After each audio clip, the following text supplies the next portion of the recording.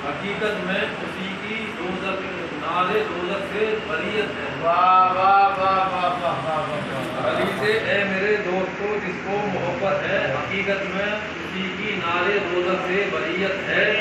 और हसन उसका, हुसैन उसका, बतूल उसकी, नबी उसका, और अली का थाम लो दामन, यही मुख्तार जन्नत है। वो तेरी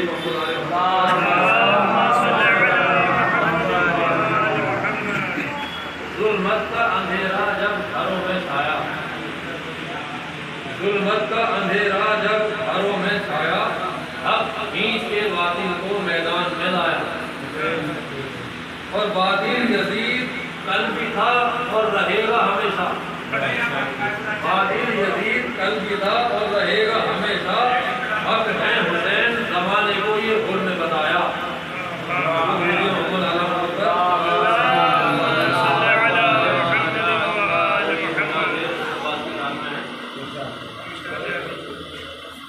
बोझे यजीद कहती हुई भाग रही थी, बोझे यजीद ये कहती हुई भाग रही थी। भागो यहाँ से देखो वो अब्बास से आया, भागो यहाँ से देखो वो अब्बास से आया। और रासा सा तारी हो गया एक बोझे यजीद पर, रासा सा तारी हो गया एक बोझे यजीद पर। और शेरे खुदा के शेर ने जब नारा लगाया, और ललकार के फौजों को गाजी ने ये कहा, ललकार के फौजों को गाजी ने ये कहा, कर दूंगा दो में एक के जो सामने आया, कर दूंगा दो में एक के जो सामने आया। और कब्जा रहेगा नहर पे अब मेरा हश्र तक, कब्जा रहेगा नहर पे अब मेरा हश्र तक। रोके मुझे वो जिसकी माँ ने दूध पिलाया, रोके मुझे वो जिसकी माँ ने दूध पिलाया। और आका के अपने हुक्म का बस मैं हूँ मुंतज़िर, आका के अपने हुक्म का बस मैं हूँ मुंतज़िर। मिल जाए इतने जब से तो कर दूंगा सफाया। और रूह कहती होगी रन में हैदर की मरहबा, रूह कहती होगी रन में हैदर की मरहबा। गाजी ने जब नहर से फौजों को भगाया, और अल्लाह वाले अब्बास के आने की वो हैबत, अल्लाह वाले अब्बास के आने की वो हैबत। दरिया में दूर दूर तक था सन्नाटा छाया, और तस्वीर भतीजी की नजर आ गई होगी, तस्वीर भतीजी की नजर आ गई होगी। अब्बास ने चुल्लू में जब पानी उठाया, और जाहिद की आरज़ू भी हो जाएगी पूरी, जाएगी पूरी इंशाअल्लाह जो आपने रोज़े को बुलाया।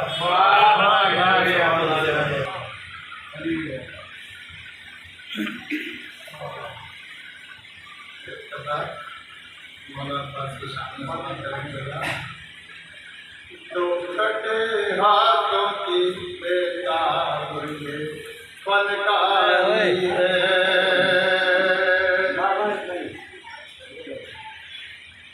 तो कटे हाथों की बेताब ये फनकारी है। 1400 साल से दरिया अता जारी है, 1400 साल से दरिया अता जारी है। दरिया पास मिलता है बराबर सबको, वो नहीं देखते सैयद के अंसारी है, वो नहीं देखते सैयद के अंसारी है। सारे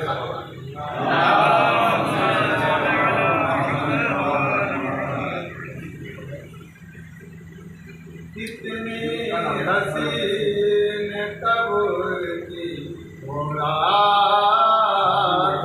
गई। कितनी हसीन कब्र की औलाद हो गई। मौला अली से मेरी मुलाकात हो गई। मौला अली से मेरी मुलाकात हो गई। मुनकिर नकीर आएंगे जब कब्र में मेरी, कह दूंगा मैं अली से मेरी बात हो गई। कह दूंगा मैं अली से मेरी बात हो गई। कितनी हसीन आशा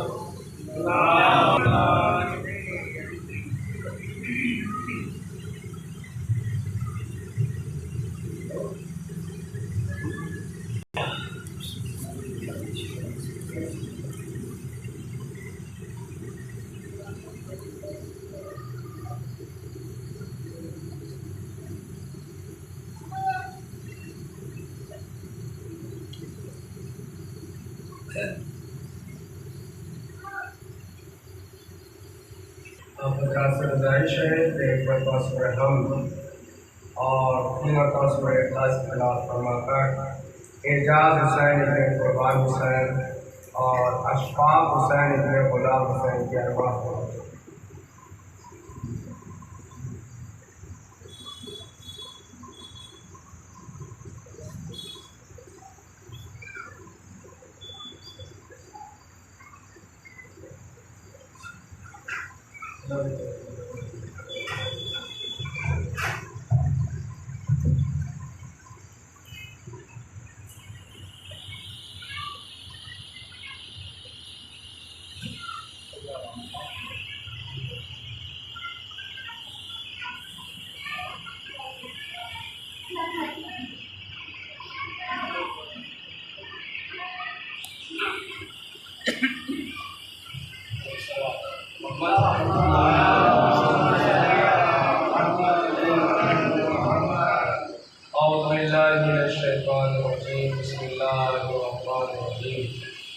अल्हम्दुलिल्लाहिल्लज़ी दल्ला अला क़ुद्रतिही इफ्तिक़ारुल मुमकिनात व अला क़ुद्रतिही व इल्मिही अहकामुल मस्नुआत अल-मुताली अल-मुशाबिहतिल जिस्मानियात अल-मुनज़्ज़हु बिल-जलाली व बिस्सही अल-मुनासिबतिल लाफ़िसात व नहमदुहु हम्दन यमलउ अक़तारल अर्ज़ि वस-समावात व नशकुरुहु शुक्रन अला निअमिही अल-मुतज़ाहिरातिल मुतवातिरात व नस्तईनुहु अला दफ़्इल बअसाइ व कश्फिज़ ज़र्राइ फ़ी जमीइल हालात वस्सलातु अला नबिय्यिही मुहम्मदिन साहिबिल आयाति वल बय्यिनात अल-मुकम्मिलु बितरीक़तिही व शरीअतिही साहिरल कमालात व अला आलिहिल हादीना मिनश शुबहि वज़ ज़लालात الذين أذهب الله عنهم الرجس وطهرهم تطهيرا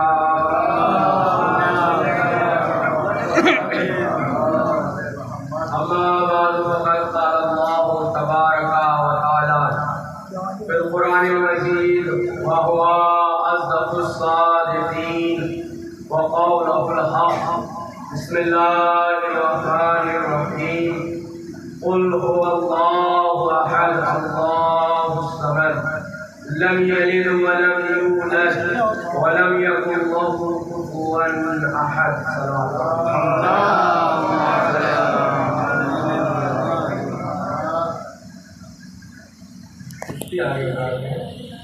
जीती जाती सलावत पढ़े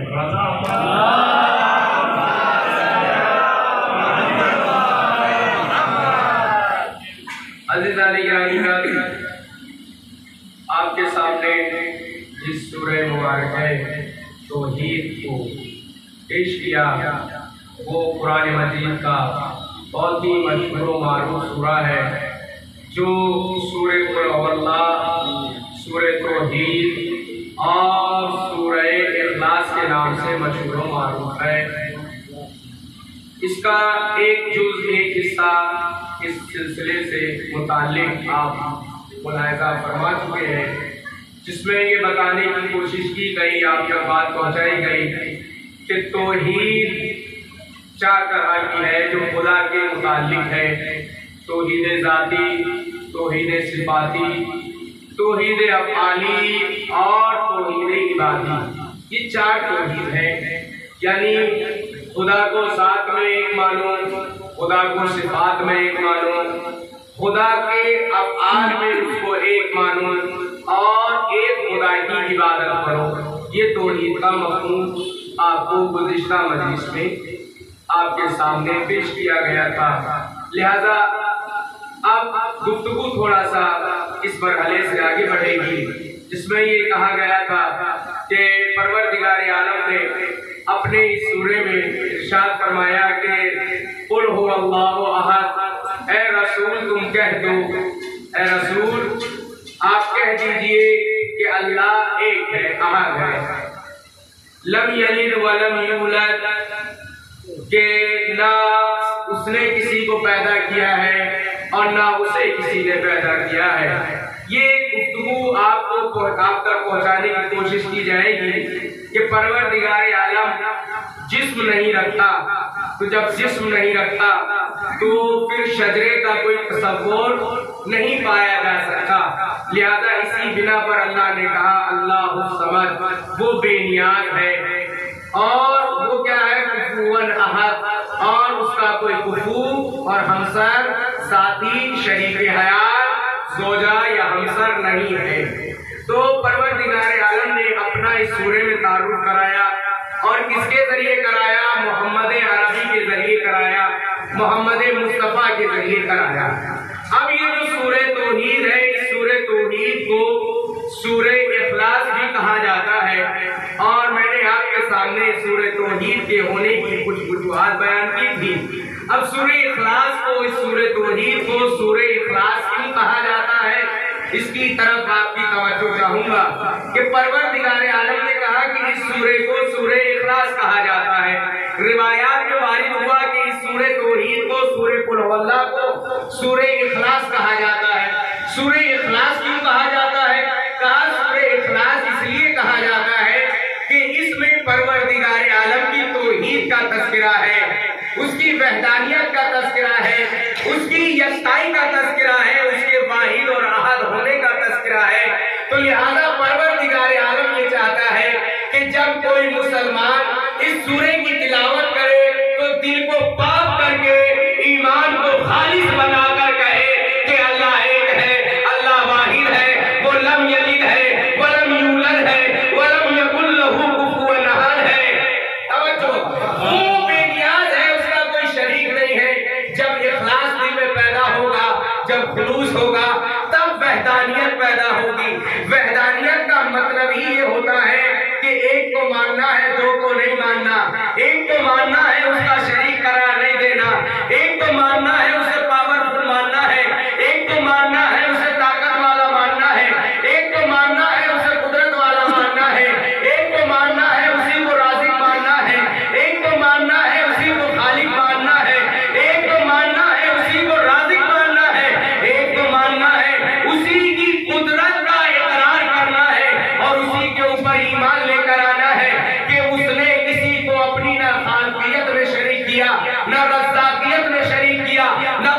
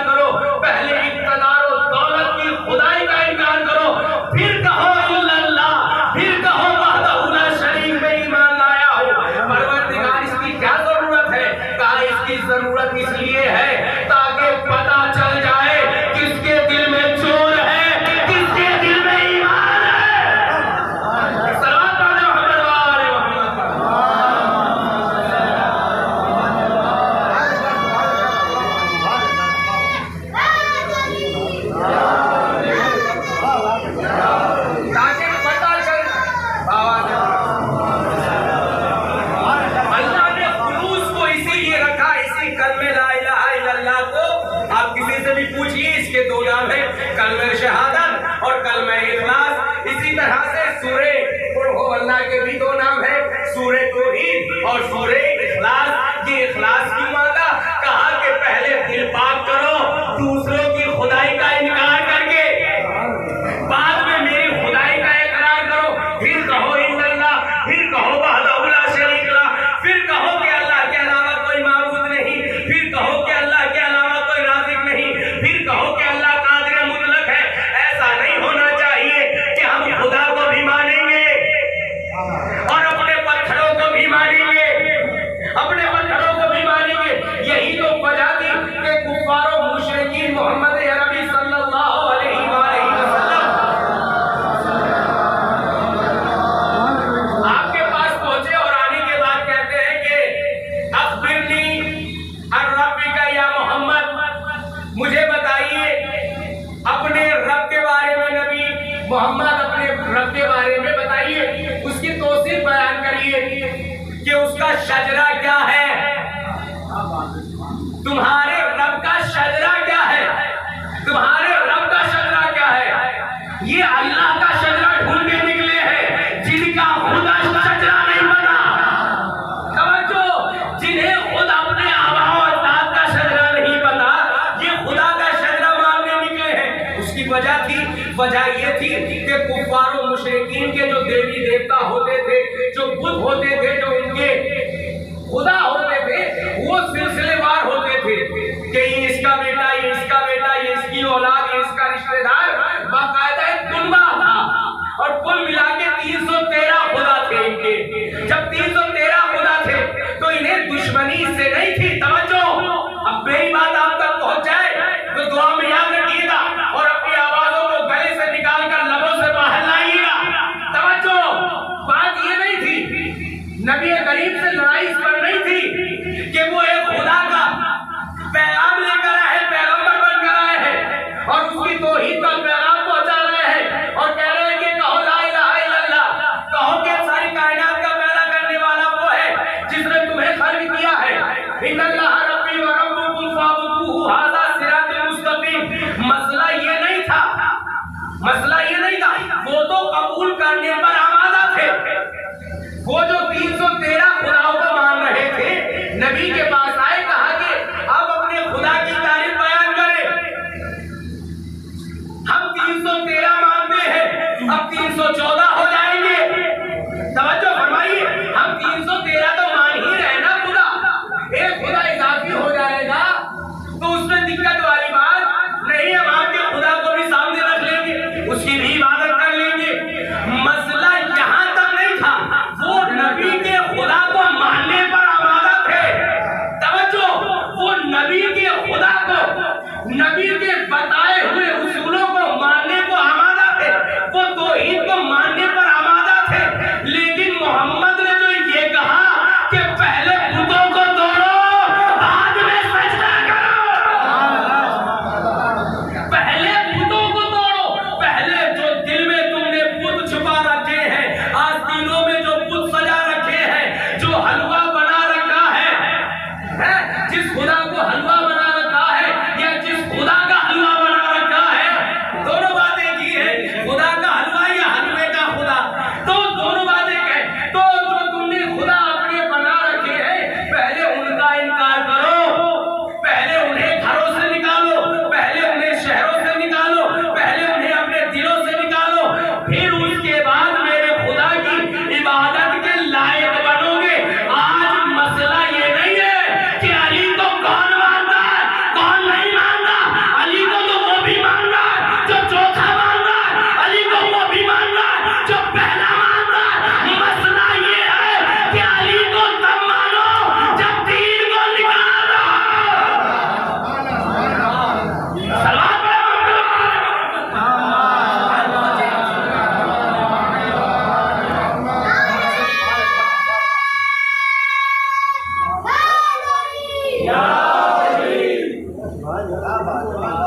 शायद बात पहुंच नहीं पाई। तवज्जो है कि मसला ये नहीं है कि यहूदी और कुफ्फार और मुशरिकीन मोहम्मद के खुदा को नहीं मान रहे, वो तो आमादा है कि हम 313 को मान रहे तो एक और ऐड कर लेंगे, एक की और इबादत कर लेंगे, तो क्या दिक्कत है, क्या दिक्कत है। तो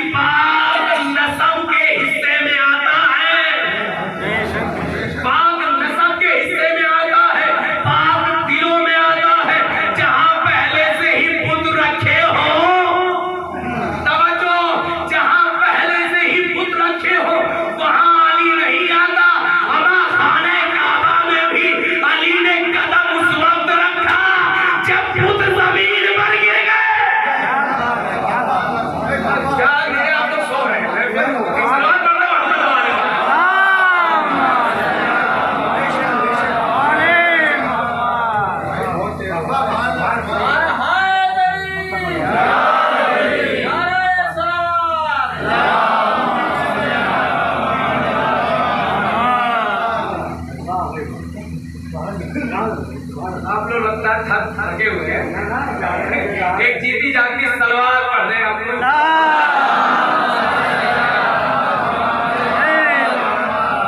लिहाजा अली की जात तो वो है कि जिसने जब खाने काबा में आग खोली तो सारे बुत जमीन दोष हो गए, सारे बुत जमीन पर गिर गए।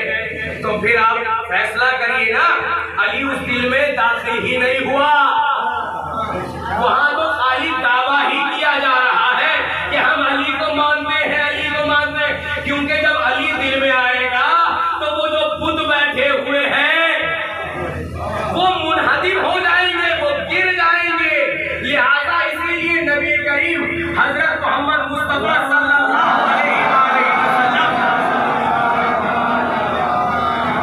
आपने इरशाद फरमाया, या अबुल हसन मिस्लो का फी उम्मती का मसले सूरती कुल हुवल्लाहु अहद। है अली तुम्हारी मिसाल, तवज्जो चाहूंगा एक एक लफ्ज पर, है अली तुम्हारी मिसाल इस उम्मत में सूरे कुल हुवल्लाहु अहद की तरह है। तुम्हारी मिसाल इस उम्मत में सूरे कुल हुवल्लाहु अहद की तरह है। फिर नबी ने फरमाया, अब हदीस तो यहां से शुरू होती है, कहा कि मन कराहा मर्रतन फकत करा सुलसल कुरान, के जिसने एक मर्तबा सूरे इखलास कुल हो अल्लाह को पढ़ा उसने 1/3 कुरान पढ़ लिया।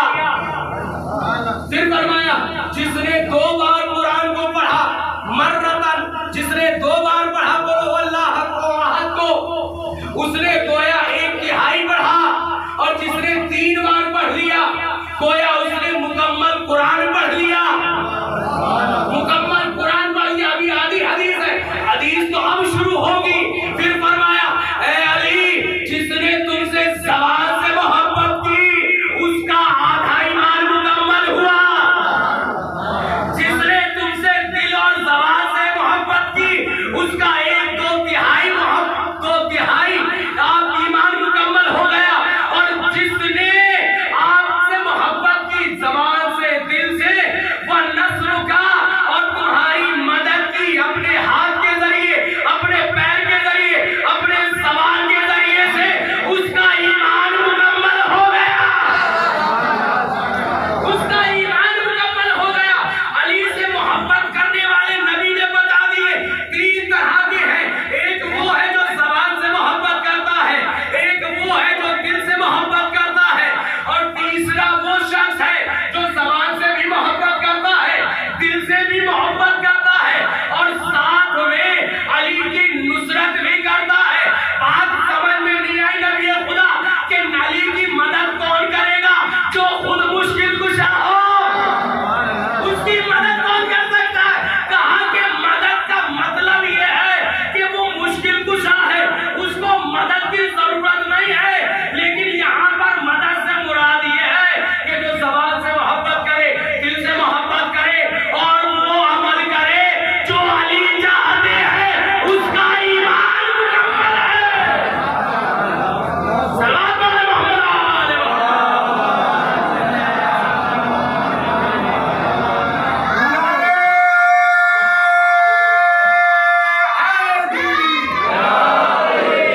उसका ईमान मुकम्मल है। अब आपको फैसला करना है, देखना है, चेक करना है, जांच करनी है, पड़ताल करनी है, जुस्तजू करिए, तहकीक करिए, मालूम करिए कि कौन ज़बान से मोहब्बत करता है, कौन दिल से मोहब्बत करता है, और कौन अमल के जरिए मोहब्बत करता है। अब हमारे यहाँ तीनों गिरोह बटे हुए हैं, बाज़ उलमा ऐसे हैं, बाज़ अवाम ऐसी है, दोनों तरफ से बातें पहुंचाई जाती हैं। बाज़ ये कहते हैं कि खाली अमल करो, खाली अमल करो, अमल बताएगा कि तुम मोहब्बत किससे करते हो, कहने की जरूरत नहीं है। बाज़ ये कहते नहीं, जब तक कहोगे नहीं नारे हैदरी तो पता कैसे चलेगा कि अली वाले हो। तो हदीस ये कह रही है कि इन्हें जुदा ना करो, ना ज़बान से मना करो, ना दिल से मना करो, ना अमल से मना करो, इन तीनों कामों को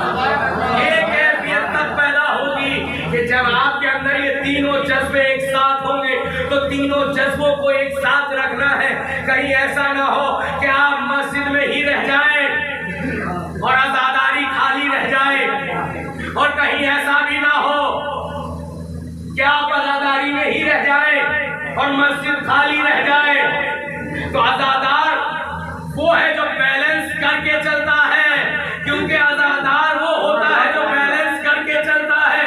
ना इसके यहाँ इफरात है, ना तफरीत है, यानी ना ज्यादती है, ना हद से ज्यादा कमी है। इस चीज को समझने की जरूरत है, इस चीज को समझने की जरूरत है कि हमें ना किसी अमल में हद से ज्यादा बढ़ना है, ना किसी को हद से ज्यादा घटाना है। यही बात थी कि मेरे मौला अमीरुल मोमिनीन अली इब्न अबी तालिब ने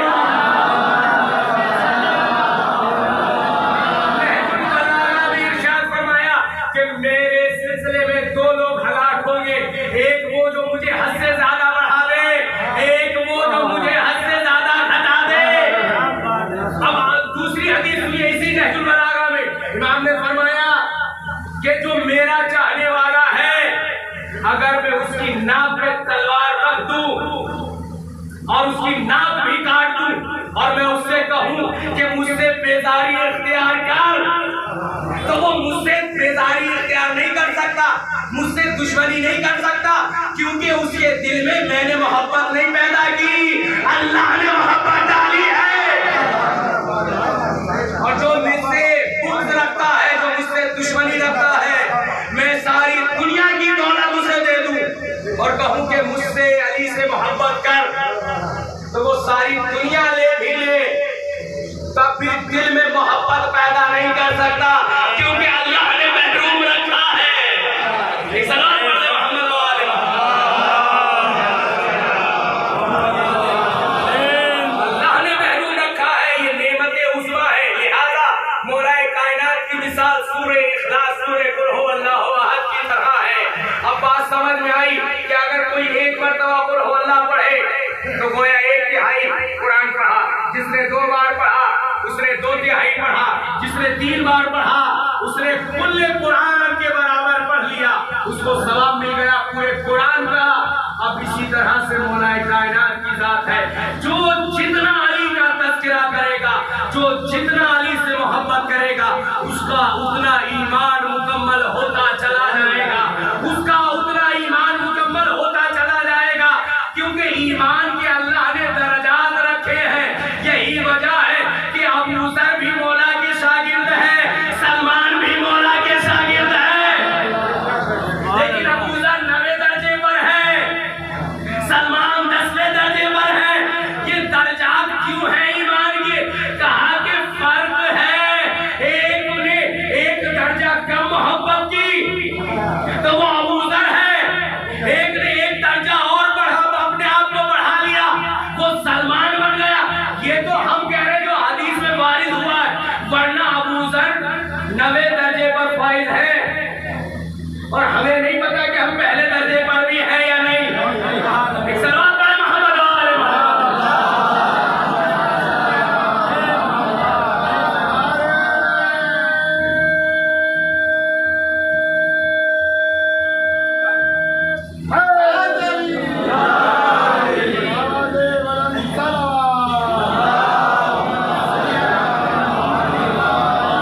ये तो हम देख रहे हैं कि 9वां दर्जा बहुत कम है, 10वां दर्जा ज्यादा है। नहीं, हम तो अभी नहीं 0 पे भी नहीं थे, इतना भी कम। एक सलाम कर दो मोहम्मद वाले मोहम्मद।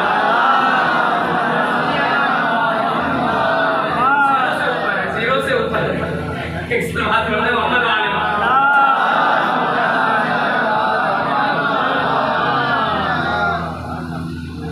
चलो बहरहाल एक और सलवात पढ़ दे मोहम्मद वाले मोहम्मद। तो लिहाजा ईमान के दर्जात रखे गए, जो जितनी ज्यादा मोहब्बत करता है अली से और उसको साबित भी करता है अपने अमल के जरिए से, वो उतना ज्यादा ईमान में रासिख है, वो उतना बाईमान है, मुस्तकमिलुल ईमान है, उसका उतना ज्यादा ईमान मुकम्मल होता चला जाएगा। अब ये दर्जात किसने रखे, ये दर्जात किसने बताए? ये नबी करीम ने बताया, मोहम्मद मुस्तफा ने बताए। नबी करीम ने बताया कि ये दर्जात है अली से मोहब्बत करने वालों के, ईमान रखने वालों के। आप जानते हैं कि सलमान फारसी के बारे में लिखा कि उनकी उम्र 300 साल थी, बाद रिवायतें कहते 250 साल, 150 साल, मुख्तलिफ रिवायात है। लेकिन हाँ इतना तो है कि उनकी उम्र 200 से 300 साल के बीच में है। इतनी तवील उम्र रखने वाला कितना तजुर्बेकार होगा, समझो है कितना बड़ा तजुर्बेकार होगा। जनाबे सलमान ने ईसाई मजहब भी देखा और उसके बाद यहूदी मजहब भी देखा, बुत परस्ती की तरफ भी गए, लेकिन उन्हें कहीं सुकून नहीं मिला। हक की तलाश जारी रखी, हक की तलाश जारी रखी, किताबें पढ़ते रहे, किताबें पढ़ते रहे, उलमा के पास जाते रहे। उनकी ये तारीफ है कि उन्होंने 2 काम किए अपनी जिंदगी में इस्लाम लाने से पहले, जो उन्हें इस्लाम तक लेकर आए। पहला काम ये कि उन्होंने किताबों को नहीं छोड़ा, दूसरा काम ये उन्होंने उलमा को नहीं छोड़ा, उन्होंने अपने मजहब के उलमा को नहीं छोड़ा जो ईसाई मजहब के थे। उनसे पूछते रहते थे कि ये अलामत क्या है, ये अलामत क्या है, ये आयत क्या है, ये हदीस क्या है, ये कब हालात नमूदार होंगे, क्योंकि नबी के आने की सारी कैफियतें लिखी हुई थी किताबों में कि मोहम्मद आएगा, कि जब वो आएगा तो दुनिया रोशन हो जाएगी, आवाजें बुलंद होंगी तकबीरात की, मुर्दे जो है कब्रों में खुशहाल होंगे, बीमार शिफा पा जाएंगे, दरियाओं का पानी चलने लगेगा, दरख्त अशजार हरे भरे हो जाएंगे। बहुत सारी कैफियतें थी, तो वो पूछते रहते थे कि ये कब होगा, कैसे होगा, कौन आएगा, और जो आने वाला है उसकी कैफियत क्या है, उसकी अलामत क्या है, कैसे पहचानेंगे। तो सलमान फारसी ने 2 काम किए, एक किताब को नहीं छोड़ा और एक किताब वाले को नहीं छोड़ा। अरे तवज्जो भाई, सहाबी का तज़किरा होता है ना कि सहाबा सहाबा, तो सहाबा की तो सीरत यही रही है। असली सहाबी तो वही है जो ना किताब को छोड़े ना साहिबे किताब को छोड़े, वही निजात पाता है। सलमान इस्लाम लेकर आए और वक्त गुजरा, मुसलमान हो गए और एक बाइज्जत दर की गुलामी नसीब हुई जिसे दर अहले बैत कहते हैं। जनाबे सलमान फारसी बैठे हुए, मौलाए कायनात की तशरीफ फरमाए, दोनों खजूरे खा रहे, खजूरे खा रहे। मौलाए कायनात ने एक लफ्ज में यहाँ पे रोक के कह दूं कि हमारे यहाँ एक गलत फहमी है, वो ये कि हम मजाक के नाम पर कुछ भी कर देते, अच्छा बुरा सही गलत, और उसको मजाक का नाम दे देते। मिसाल के तौर पर किसी ने मुझे फोन किया, मौलाना आप फला जगह आ जाइए संजय चौक पर, आपसे कहा। कितने बजे? 10 बजे। मैं पहुंच गया, 1 घंटा हो गया, 2 घंटे हो गए, 3 घंटे। मैं पलट के फोन किया, मैंने भाई क्या हुआ, आए नहीं? कि मौलाना आप तो सीरियस ले गए बात को, मैं तो मजाक कर रहा था। तो इसे मजाक नहीं कहते, इसको मजाक उड़ाना कहते हैं। मजाक करना और है, मजाक उड़ाना और है। आप किसी को किसी के नाम से चिढ़ा नहीं सकते, ये मजाक उड़ाना है। आप किसी की तौहीन नहीं कर सकते मजाक में, ये मजाक नहीं, मजाक उड़ाना है। मजाक करना इबादत है, मजाक उड़ाना हराम है। जिससे दिल आजारी हो और आप हंसते रहे, ये मजाक उड़ाना होता है। मजाक करना इबादत है। हदीस है कि इदखालु फी कुलूबिल मोमिन इबादत, के मोमिन के दिल में सुरूर का पैदा करना इबादत है। किसी मोमिन को खुश करना, कोई ऐसा चुटकुला, कोई ऐसी बात, कोई ऐसा लतीफा जिससे सुन के उसके चेहरे पर मुस्कान आ जाए, मुस्कुराहट आ जाए, दिल खुशी से भर जाए, तो गोया आपने सवाब का काम किया, आपको इबादत का सवाब अजर मिल गया। तो लिहाजा इबादत, मजाक करना और मजाक उड़ाना और है। अब बात आगे चलती है। बैठे हुए खजूर खाई मौलाए कायनात ने गुठली उठाकर सलमान फारसी के सामने रखी, खाते गए, रखते गए। जनाबे सलमान फारसी ने कहा कि आपको नहीं पता मेरी उम्र क्या है, आप मुझसे मजाक कर रहे हैं। तवज्जो, कहा कि सलमान कहते हैं कि अली आप जवान हैं,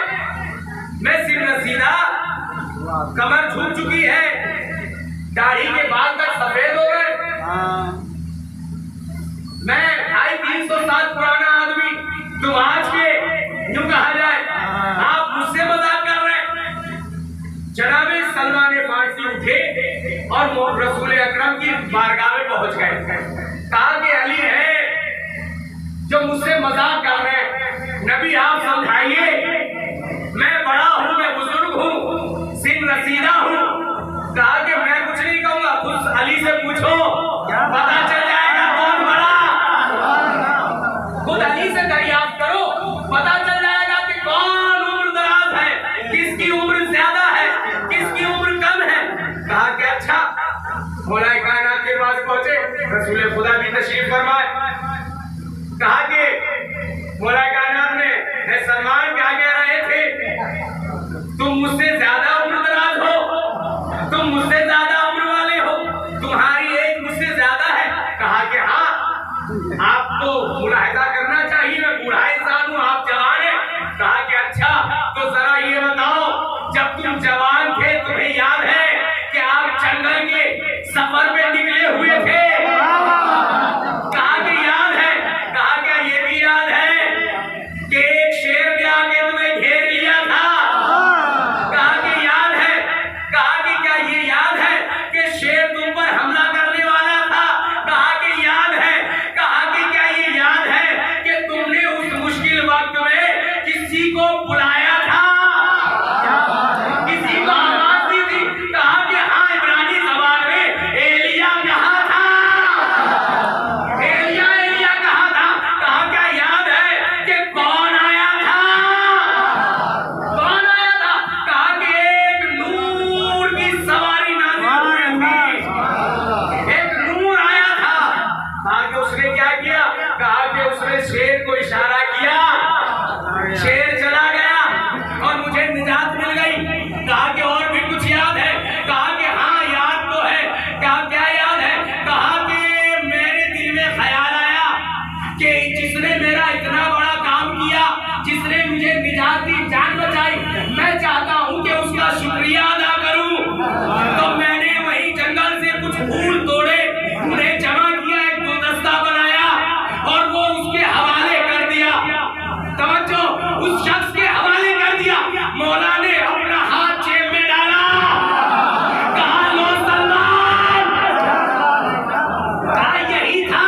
कहा कि अली वही है, इसमें तो वही ताजगी है, वही तरोताजगी है। तो मेरे मौला कहते हैं, ऐ सलमान, जिस तरह से गुलदस्ता दिया, गुलदस्ता ताजा मिला, अपना ईमान भी मुझे दे दो, कयामत में ताजा रहेगा। सलमान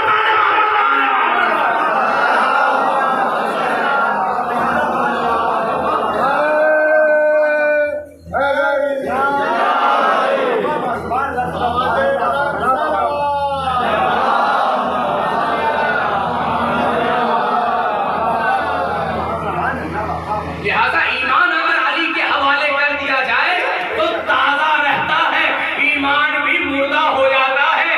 अगर अली के दर से ना लिया जाए, ईमान भी खत्म हो जाता है। अगर दरे अली से ना लिया जाए, उसका रहबर अली को ना बनाया जाए। भाई जाहिर सी बात है कि पानी, बारिश का कतरा जब आसमान से गिरता है तो दो हिस्सों में तकसीम होता है। अगर सांप के मुंह में जाएगा तो जहर बनेगा, सीप के मुंह में जाएगा तो गोहर और मोती बनेगा। इस्लाम लेकर आए मोहम्मद। अब अगर तुम्हें इस्लाम की असली सूरत चाहिए, असली शक्ल चाहिए, असली कैफियत चाहिए, असल हालत चाहिए, तो उस दर से लो कि जो उसे हकीकत में पेश करने वाला है। उस दर से ना लो जो खबीसुन नफ्स है। तो जो खबीसुन नफ्स है तो नतीजा ये होगा, जब वो इस्लाम पेश करेगा तो जुमे की नमाज खुद को पढ़ा देगा, दो की चार पढ़ा देगा। सलाम मोहम्मद वाले इस्लाम उसके अहल से नहीं लिया जाएगा। इस्लाम अगर उसके अहल से नहीं लिया जाएगा, उससे नहीं लिया जाएगा कि जो असल वारिस इस्लाम है, तो नतीजा यही होने वाला है कि इस्लाम की सही सूरत आप तक नहीं पहुंच सकती। आज दुनिया परेशान है कि तौहीद कैसे समझे, खुदा की जात समझ में नहीं आ रही, मोहम्मद अरबी समझ में नहीं आ रहे, अलम ताजिया ताबूत समझ में नहीं आ रहा, मातम समझ में नहीं आ रहा, रात की मजालिस समझ में नहीं आ रही, ये शियों की नमाज समझ में नहीं आती, ये कुछ भी समझ में नहीं आ रहा। हमें समझ में तो तब आएगा जब समझदार से लिया हो। जब समझदार से लिया होता तो समझ में आता कि नमाज क्या, रोजा क्या, हज क्या, ज़कात क्या, खुम्स क्या, जिहाद क्या, कुरान क्या, शरीयत क्या, सुन्नत क्या है, इस्लाम क्या है। अभी तो समझ में आएगा कि जब समझदार से लिया हो। और सबसे ज्यादा कायनात में समझदार जात वो है जिसकी अक्ल मुकम्मल है और जुज़ अहले बैत के कोई ऐसा नहीं है जो कामिलुल अक्ल हो। मुकम्मल आकिल जो है वो अहले बैत के साथ। लिहाजा अगर तौहीद समझनी है, अगर तौहीद समझनी है तो जरे अहले बैत से आपने मुतमस्सिक होना पड़ेगा। बगैर अली के आप तौहीद समझ ही नहीं सकते। इंशाअल्लाह तौफीक रही शामिल हाल तो मैं बयान करूंगा कि सबसे ज्यादा इस्लाम में, बस आखिरी बात है कि सबसे ज्यादा इस्लाम में जाकर दुनिया सर्च कर ले, तहकीक करे, सबसे ज्यादा दुनिया में जिस जात ने तौहीद को पहचानवाया है वो अली की जात है। और यकीन ना आए तो नहजुल बलागा उठाकर देख लो, पता चल जाएगा कि अल्लाह की हमदो सना होती क्या है, अल्लाह की मार्फत है क्या। और ये मैं नहीं कह रहा हूँ, खुद नबी करीम सल्लल्लाहु अलैहि वसल्लम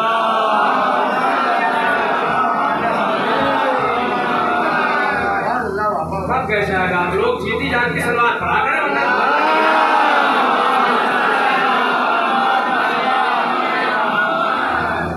मजलिसे एक घंटे की हो जाती है, अभी तो 1 घंटा भी नहीं हुआ है।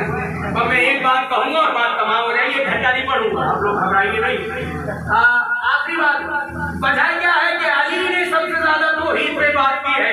उसकी वजह ये है कि नबी ने फरमाया कि ऐ अली, खुदा को किसी ने नहीं पहचाना, मेरी तरफ तवज्जो है, खुदा को किसी ने नहीं पहचाना सिवाय मेरे और तुम्हारे, और मुझे किसी ने नहीं पहचाना सिवाय तुम्हारे और खुदा के, और अली तुझे भी किसी ने नहीं पहचाना सिवाय अल्लाह के और मेरे। सलात पढ़े मोहम्मद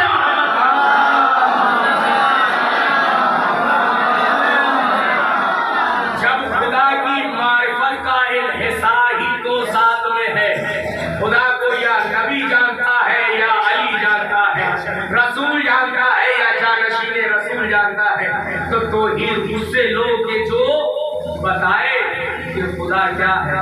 तौहीद उससे लो कि जिसके पास रिज़ाए इलाही हो। तौहीद उससे लो कि जो वमा तशाऊना इल्ला इंशाअल्लाह का विस्तार हो। तौहीद उससे लो कि जिसने अपना नफ्स बेच के रिज़ाए इलाही खरीदी हो। वो समझाएगा कि तौहीद क्या है, वो बताएगा कि खुदा एक है तो कैसे एक है, वो बताएगा कि खुदा समद है तो कैसे समद है, वो बताएगा कि खुदा लम यलिद व लम यूलद है तो कैसे है, वो बताएगा। इसके अलावा कोई नहीं समझा सकता, क्योंकि नबी ने इंतजार कर दिया कि अगर किसी ने खुदा को पहचाना तो मैं हूँ या फिर अली हूँ। वजह यही रही कि अली के इतने फजाइल हैं, फिर मौला के इतने फजाइल हैं कि मुनाफिकीनों कुफ्फार से हजम ना हुए। ये फजीलत ही कत्ले अली का सबब करार पाई है। यजीद ने दरबार में यही तो कहा था ना, जब असीरों का लुटा हुआ काफिला पहुंचा है ना दरबार में, तो यजीद ने यही कहा कि हमने बदला ले लिया अपने आबा और अजदाद का। कहता है कि काश के वो लोग के जो कत्ल हो गए जंगों में, बदर हुनैन और सिफ़ीन में, अगर वो लोग होते तो वो देखते कि हमने औलाद अली का क्या हाल किया। दुश्मनी थी। करबला में भी इमाम हुसैन ने पूछा इमाम हुसैन क्यों कत्ल कर रहे हो, तो कहा कि मुक्सन ले अभी। और जब यहाँ पे दरबार में काफिला पहुंचा है तो वहाँ भी यही अल्फाज है। ये दुश्मनी है अली से, ये अली से दुश्मनी है कि जो औलादे अली को सताया जा रहा है। ये काफिला हालत सफर में, हालत असीरी में जब शाम में पहुंचा है, कहाँ पहुंचा है? बाजार शाम में। ये मेरे लिए पढ़ना आसान है, आपके सुनना आसान नहीं पढ़ सकता मैं। जो गुजर गई आले हवा पर, मैं बयान नहीं कर सकता जो गुजर गई ज़ैनब कुलसूम पर शाम में। शाम का हाल जानते, गैरतमंद आदमी और उसका गैरतमंद हिजाब खान वाला कभी भी बाजार से नहीं गुजरता, और खास तौर से उस बाजार से कि जहां उसका तमाशा बनाया है। हाल ये था कि जब ये काफिला गुजारा गया तो शाम की औरतें अपनी छतों पर हैं, कोई गर्म उलता हुआ पानी फेंक रहा है। अभी मेरे पास कोई पत्थर फेंके, कोई चीज फेंके तो मैं फौरन हाथ आगे कर दूंगा, मैं फौरन हाथ आगे कर दूंगा। लेकिन बेकसी ये है असीरों की कि चलता हुआ फूलता हुआ पानी फेंका जाता था और ज़ैनब कुलसूम के हाथ बंधे हुए थे, बच्चों के हाथ बंधे हुए थे, सज्जाद के हाथों में हथकड़ियां थी, आग फेंकी जाती थी, पत्थर मारे जाते थे। इसी असना में एक जगह जब ये काफिला रुका तो जनाबे सकीना प्यास का शिकवा कर रही है अपनी फूफी अम्मा से। फूफी अम्मा प्यास मारे डाल रही है, प्यास मारे डाल रही है। मेरी जबान में छाले पड़ चुके हैं, कांटे पड़ चुके हैं, अगर पानी मैसर हो जाए तो जान में जान। बच्ची है, 4 साल का बच्चा होता है। अरे सर तसव्वुर करे, औलाद वाले हैं ना, अगर बच्चा बीमार हो जाता है तो फौरन लेकर दौड़ते हैं। अरे बच्ची सकीना कब से प्यासी है कुछ नहीं पता, कब प्यास बुझी कुछ नहीं पता। हाँ ये तो पता है कि पानी आया, बार-बार पानी आया, लेकिन ये नहीं लिखा किसी ने कि सकीना ने पानी को लबों तक पहुंचाया। अरे एक मौजमा ने देखा कि बच्ची पानी का मुतालिबा कर रही है, फौरन अपनी कनीज को हुक्म दिया, अरे जाओ बच्ची बहुत प्यासी है। अरे ये बच्ची पता नहीं इतनी प्यासी है, मुझे इसके ऊपर तरस आता है, इसके चेहरे पर तमाचों के निशान है, कानों की नसें फटी हुई है, सर पर हिना है, अरे खून में कुर्ता है, दामन जला हुआ है, अरे अजीब सी यतीमी नजर आ रही है। अरे जाओ इस बच्ची के लिए पानी का इंतजाम करो। कनीज नीचे गई और ये भी अपनी कनीज के हमरा तब बीच गली में पहुंची, और जब बीच रास्ते में पहुंची सबको हटाते हुए जनाबे सकीना के पास पहुंची, कहा कि मौसमा ए बच्ची ये पानी पी लो। सकीना ने पानी हाथ में लिया, फौरन अब्बास को सलाम किया, फौरन सकीना ने अली असगर को याद किया, चाचा आप पानी लेने गए लेकिन पानी ना मिला। असगर को पानी पिलाने के लिए बाबा गए, लेकिन असगर प्यासे शहीद हो गए। हमें आज पानी मिला है। सकीना ने हाथों में कासा लिया, प्याला लिया, अब सकीना इरादा करती है कि पानी पिए। इतनी देर में मौसमा कहती है कि ये पानी पी लो, उसके बाद मेरे हक में 3 दुआएं कर देना, मेरे हक में दुआएं कर देना। जनाबे ज़ैनब कहती है सकीना पानी बाद में पीना, पहले इसके लिए दुआ करो। मैं मौसमा बता तेरी दुआ क्या है?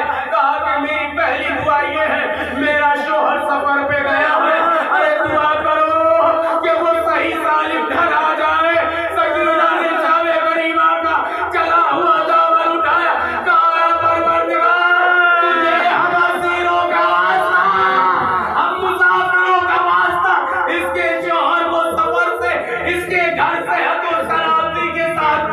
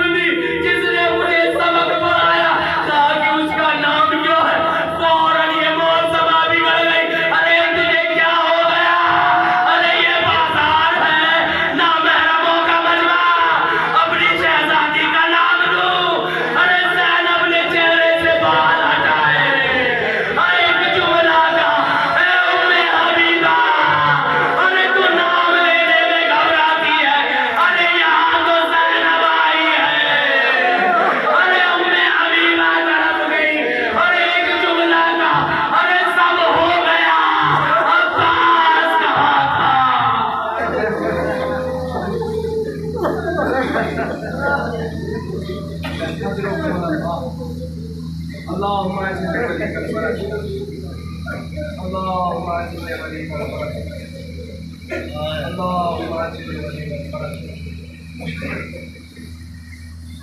اللهم اجعل وليك الفرज परवरदिगार तुझे वास्ता है सलाम का हमारी इन इबादत को कबूलियत अता फरमा परवरदिगार इन आंसुओं को रुमाल सैयदा में देखा इनायत फरमा परवरदिगार हमें रियाकारी दिखावे से महफूज फरमा आमाल में इखलास अता फरमा परवरदिगार मोहब्बत अहले बैत की इजाफा फरमा परवरदिगार यहाँ के मोमिनीन बहुत परेशान है परवरदिगार एक मस्जिद का बंदोबस्त करवा दे परवरदिगार तुझे जिक्र हुसैन का वास्ता शहजादे अली अकबर का वास्ता इमाम सज्जाद की गुर्बत और असीरी का वास्ता परवरदिगार हमारे लिए इबादत का बंदोबस्त करना परवरदिगार तुझे वास्ता अहले बैत अलैहिस्सलाम का जिनके वालिदैन इस दुनिया से जा चुके उन्हें जवारे मासूमी में जगह इनायत फरमा जिनके वालिदैन बाहयात हैं उन्हें सेहत और सलामती के साथ पूरे उम्र अता फरमा परवरदिगार तुझे वास्ता अहले बैत अलैहिस्सलाम का जिन लोगों ने हमसे दुआ की दरख्वास्त की उनकी जायज़ शरई हाजात पूरा फरमा परवरदिगार